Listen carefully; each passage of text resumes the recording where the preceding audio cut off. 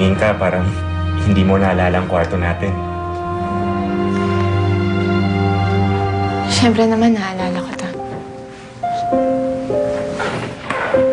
Danica, feel at home, ha? Magtatawagan lang ako sandali tungkol sa trabaho.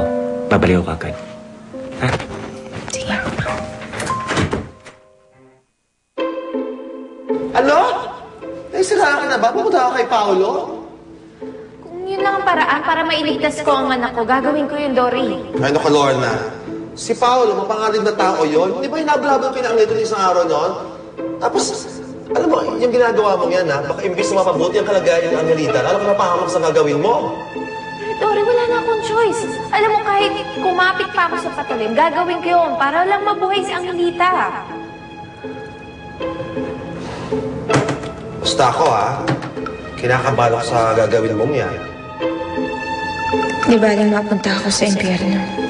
Mabuhay ng anak ko.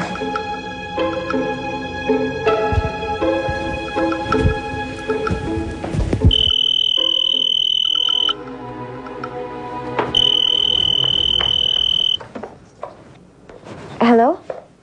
Hello. Ano balita?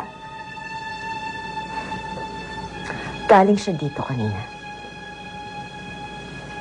Hindi ba sinabi mo sa akin?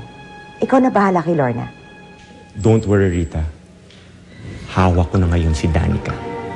Siguraduhin mo na hindi na niya kami guguluhin kahit kailan pa nila ando.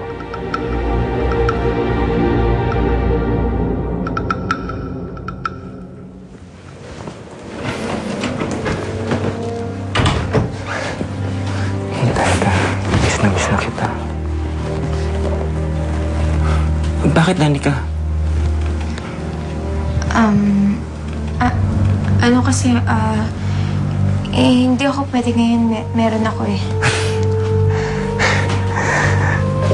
Ang sama naman ang timing ng bisita mo. Pasensya ka na.